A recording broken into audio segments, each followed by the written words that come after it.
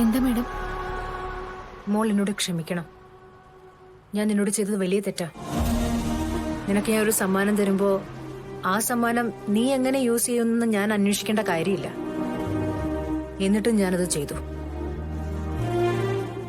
ഇത്രയും വലിയ മാനസിക വിഷമത്തിൽ നിൽക്കുന്ന നിന്നെ പിന്നെയും ഞാൻ വേദനിപ്പിച്ചു. അതൊന്നും സാരല്ല മാഡം. എനിക്കിപ്പോഴേ ഇതൊക്കെ ഒരു ശീലം.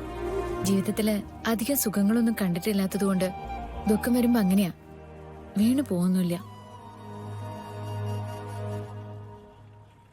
ഇത് തരാൻ വേണ്ടിയാ ഞാൻ നിന്നെ അന്വേഷിച്ചു വന്നത്. ഇതിന് എനിക്ക് വേണ്ട മാഡം. എന്നോട് ദേഷ്യമാണോ?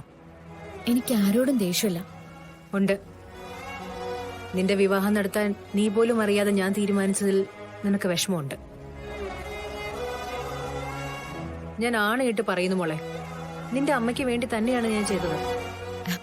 എന്റെ മുന്നിൽ അങ്ങനെ പറയാം, പക്ഷെ ഗാഥയുടെ മുന്നിൽ നിന്നും എന്നേക്കുമായി എന്നെ ആട്ടിപ്പായിക്കാനാണെന്ന് മറ്റുള്ളവർ പറഞ്ഞാലും അതില് തെറ്റൊന്നുമില്ലല്ലോ. മോളെ, ഒരമ്മയുടെ അവസ്ഥ നീ മനസ്സിലാക്കണം.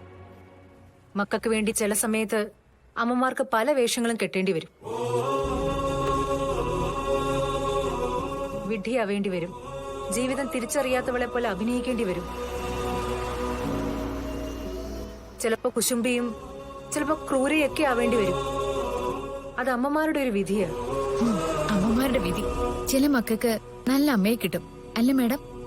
ചിലർക്ക് ഭാഗ്യമൊന്നും ഉണ്ടാവില്ല. അമ്മമാര് ആട്ടിപ്പായിക്കും.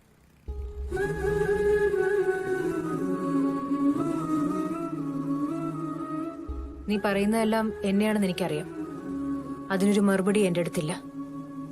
മോളിത് വാങ്ങിക്ക. വേണ്ടെന്ന് ഞാൻ പറഞ്ഞല്ലോ മാഡം. എന്റെ അച്ഛനെ രക്ഷിക്കാനുള്ള വഴി ദൈവം എനിക്ക് ശരിയാക്കി തന്നു. എന്റെ അച്ഛന്റെ നന്മയുള്ള മനസ്സ് മതി മാഡം എന്റെ അച്ഛൻ തോൽക്കാതിരിക്കാൻ.